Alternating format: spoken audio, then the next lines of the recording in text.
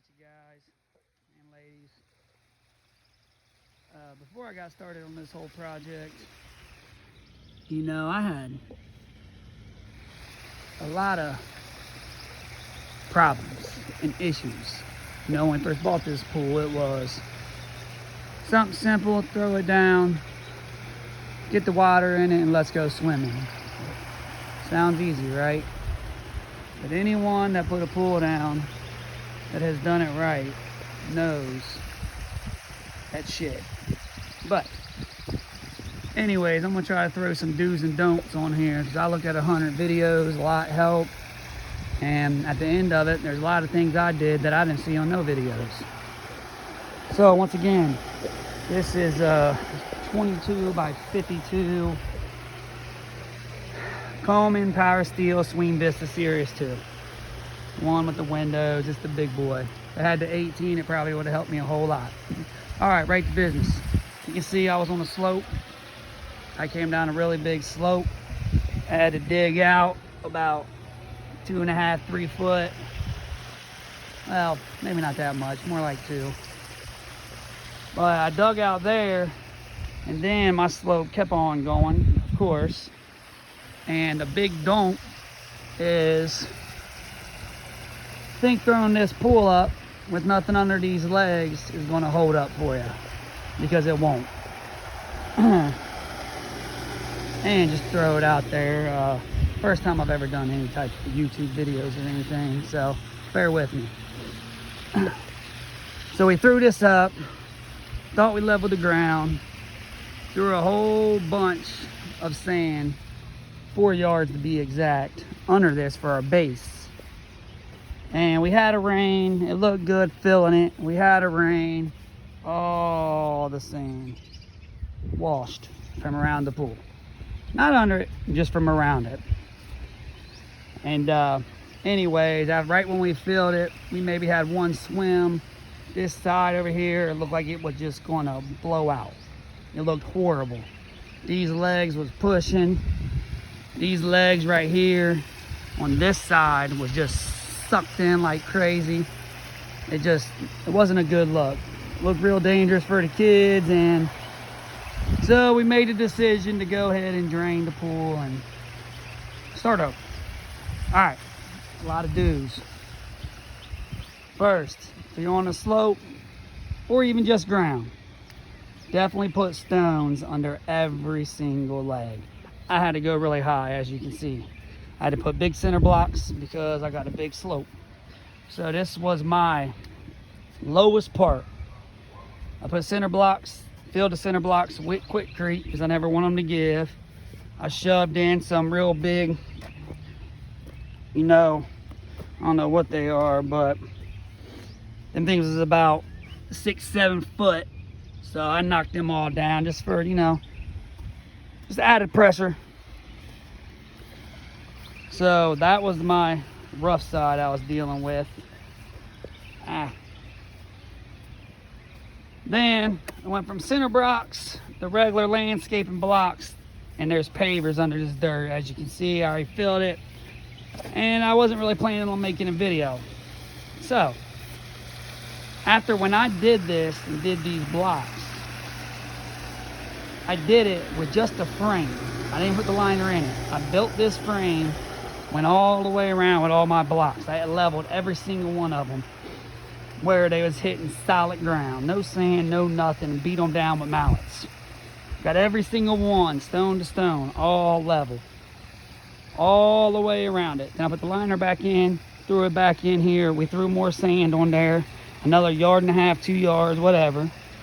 And then we took a laser level, went over to my block over here on the highest side, off of this, and lasered it all the way across. And just moved it back and forth and did it on multiple rocks all the way across. That's how we made our level. It seemed to work pretty damn good. As you can see, the pool's still filling. But if you look at the windows, every single one of them is just perfect. Kicked out all our wrinkles. Everything out there looks good.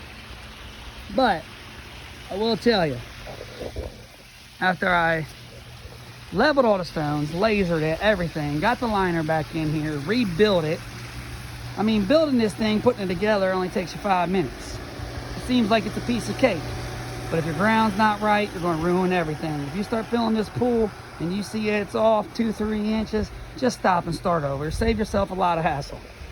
But anyways, so when I put this liner back in with this frame, and we put it in here and laid it out, and as I started filling it, I noticed it was level. I was like, heck yeah, that was a plus.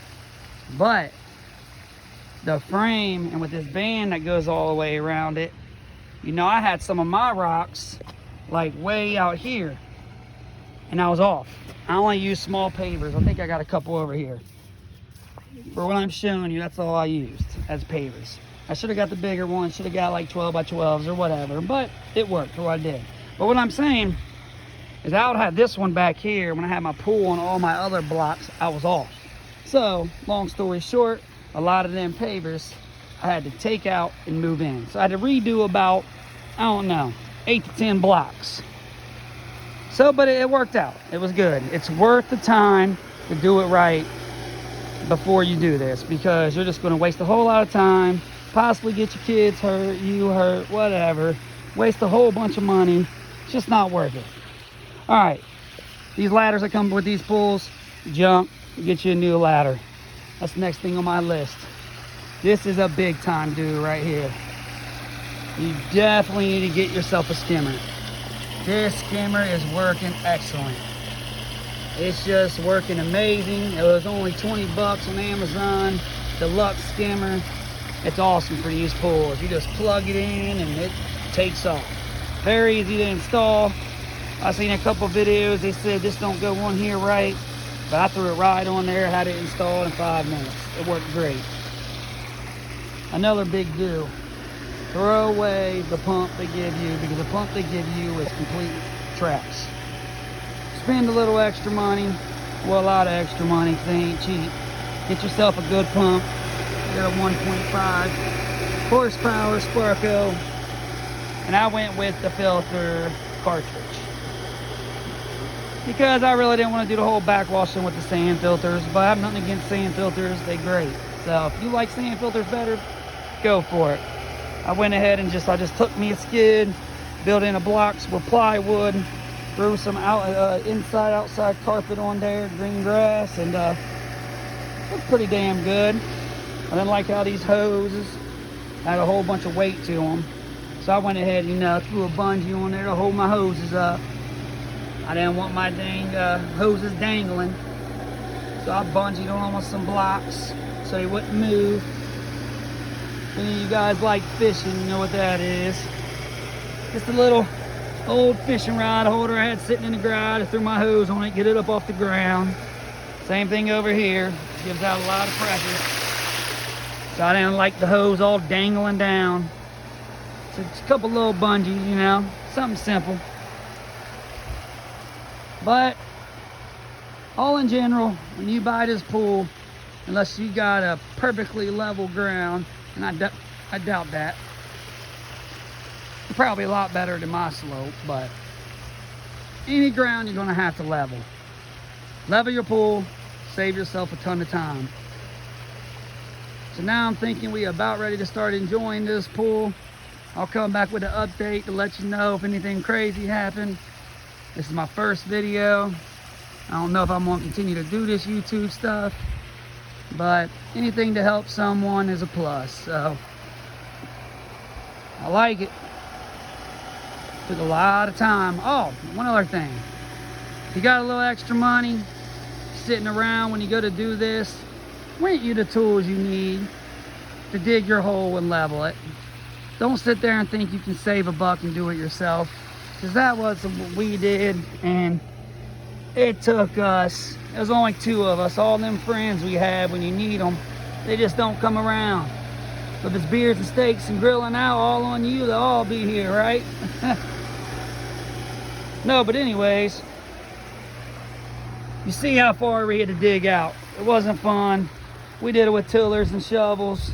Me and my girl, my grandfather helped a little. It took us a long ass time. then the leveling. Never done it before in my life, thinking save a buck. We got it, but 50 plus hours later. It would have been a lot easier if we got tools. And not to mention, we ran all of the electric too. The grass is growing over it now, but anyways, we ran all the electric out here. Don't believe these pools when they tell you can run these 25-foot cords and plug them in your kitchens. Don't do that, you'll kill yourself. You know, run your GFCI plug out, get your electric in there right. I got my big copper rod already in the ground, ready to go. Just gotta get me a bonding lug, get me an 8 copper wire, bring her over and go ahead and bind my pump. I'm not really sure if we have to ground around these pools, the entire diameter of it. I know in 10 pools you have to, like this. But I'm pretty sure the Coleman Intex, you don't need to, because majority of this pool is, I think, what, fiberglass and liner. Very little metal on these pools. Everything's plastic. So it looks nice. Pretty sure it's gonna hold up. I just want to let you guys know, a heads up, man. If you're gonna put one of these pools up, do it right. Got any questions, go ahead and comment. I'll do what I can to help. Thanks.